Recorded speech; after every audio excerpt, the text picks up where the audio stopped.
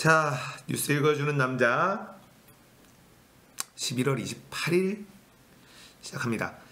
자, 제가 어제 말씀드린 것처럼 오늘은 경제 이야기,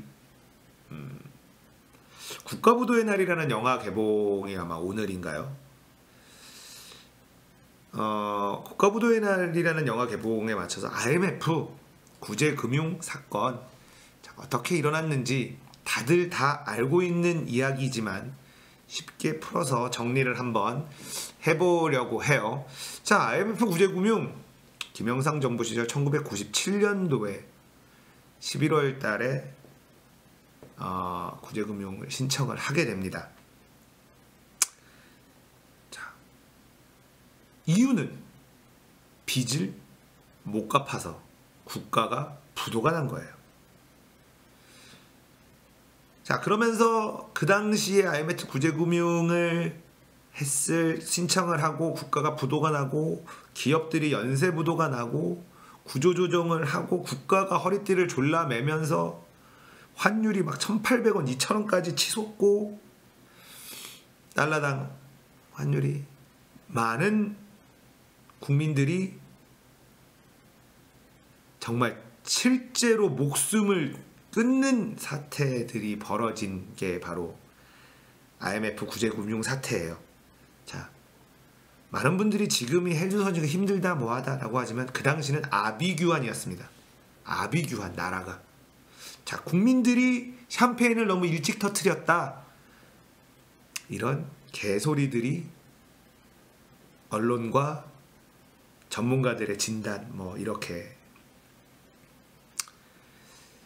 자, 그 당시에 환율이 평균 한 달러당 800원, 많이 내려갔을 때는 600원대까지도 내려갔었던, 그러면서 김영삼 대통령이 굉장히 우리나라 이제 잘 사는 나라가 됐다 이러면서 뽕에 좀 취해 있는. 자, 그러니까 원달러 환율이 800원, 600원 이런 시절이었으니까 해외에 나가서 하는 게 쌌죠. 예, 최저 600원이고 평균 한 800원대. 그러니까 해외여행을 가기도 좋고 뭐 여러 가지가 좋았어요. 수출 기업들은 조금 손해를 봤지만 수입하고 물가나 이런 것들은 굉장히 좋았던 시절이죠. 자, 그럼 왜 갑자기 우리나라가 빚더미에 앉았느냐? 자, 많은 분들이 아시겠지만은 뭐 한보, 산미, 진로 막 굵직한 기업들이 연쇄 부도가 납니다. 그거는 저금리 기조에 의한 무분별한 차입 경영. 예, 심플하죠. 빚내서 이것저것 하다가 빚을 못 갚은 거예요. 예, 빚내서 뭐 하다가 그냥 그거고요. 뭐 자세한 거가 있는데, 자, 그게 됐고 그 다음에 많은 분들이 잘 모르고 있는, 자, 정부의 무능, 기업의 방만한 경영. 폴스 브로우 12월 2 가기 전에 빵 들고 한번 갈게요. 감사합니다. 자, 기업의 방만한 경영, 빚내서 계속해서 확장하고 문어발 막 하다가 뻥 터진 거고요. 그건 뭐 설명하기 쉽죠. 정부의 대책 없는, 네, 무대책. 자, 그리고 이제 많은 분들이 자세하게는 잘 모르고 있는 금융권의 돈장난, 삼박자가 맞아 떨어지면서 부도가 난 거예요. 자, 그러면 나머지 것들은 다들 대충은 알고 있어서 뭐 얘기하기가 쉽습니다. 금융권들이 그러면 뭘 했길래, 금융권들이 뭘 했냐? 얘네들이 쉽게 돈을 버는 돈놀이를 하고 있었던 거예요. 금융권이. 자, 금융권이 돈놀이를 하고 있는데 무슨 돈놀이를 했느냐? 3개월짜리 단기 외채를 빌려다가 동남아 시장에다가 1년짜리 장기 대출을 해줘요. 그리고 거기서 2%, 3%의 차익, 이자 차익으로 돈놀이를 하고 있었어요. 이거 거저먹기네. 자, 그런데 미국 쪽에서 금리를 인상을 하고 이러면서 동남아 쪽에 먼저 위기가 옵니다. 동남아 쪽에서 먼저 태국에서부터 출발을 해요. 금융위기가.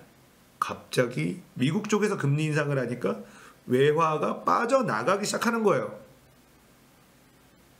그러면서 태국 쪽에서 위기가 한번 뻥 터지니까 연쇄적으로 동남아 국가들이 다 힘들어져요. 그러면서 앉아서 단기 외채를 빌려다가 1년 3개월짜리 단기 외채를 빌려서 1년 이상짜리로 동남아에다 돈 빌려주면서 자기 돈이 아니고 남의 돈 빌려다가 여기다 빌려주면서 이자 2% 3% 요거 먹으려고 장난질을 돈 장난을 하다가 이쪽에서 회수가 안 되니까 동남아 쪽에서 금융위기가 발생을 하면서 이쪽에서 회수가 잘 안 되니까 우리나라 기업들한테 막 빌려줬었던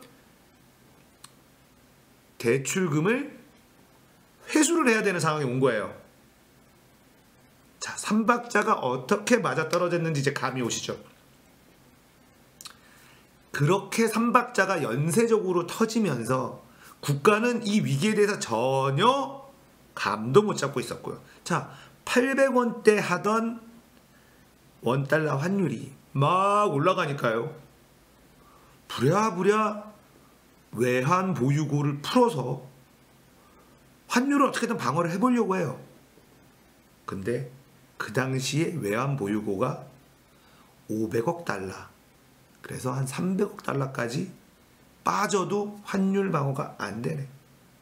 지금 우리나라 외환 보유고 4천억 넘습니다. 4천억 달러가 훨씬 넘어요. 세계 9위의 외환 보유국이에요. 그 당시에 외환 보유고가 300억 달러. 어느 정도 불안한 상황인지 감이 잡히시죠? 얼마나 우리나라가 위기에 대한 개념이 없었는가.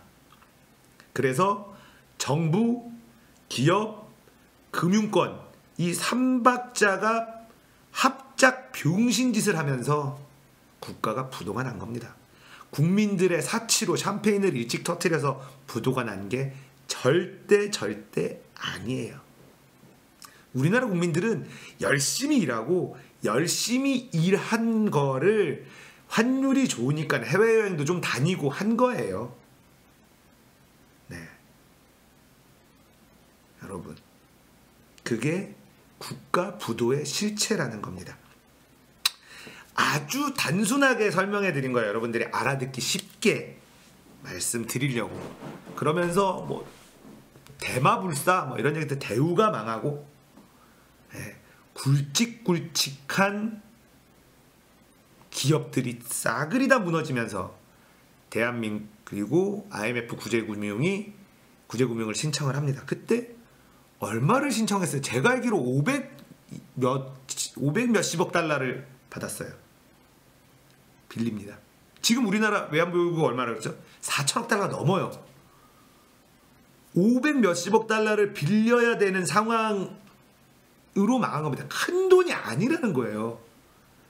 얼마나 이 정부의 무능함이, 생각해 보세요.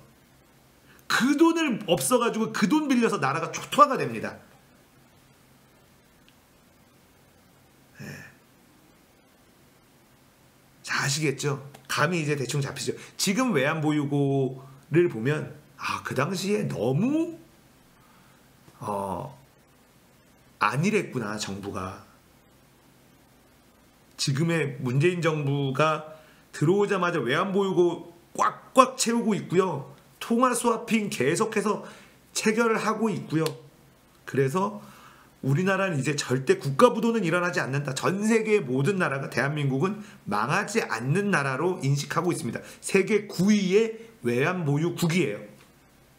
제가 늘 말씀드리지만 문재인 정부의 장기적인 경제 정책의 기조는 외부의 충격에 의해서 망하지 않게 만드는 것이 가장 크다. 그리고 그 외부의 충격은 중국발 경제 위기라는 그럴 확률이 매우 높다. 네, 이렇게 늘 제가 말씀드리고 있습니다. 자, 아주 쉽게 설명해드린 IMF 구제금융 사태.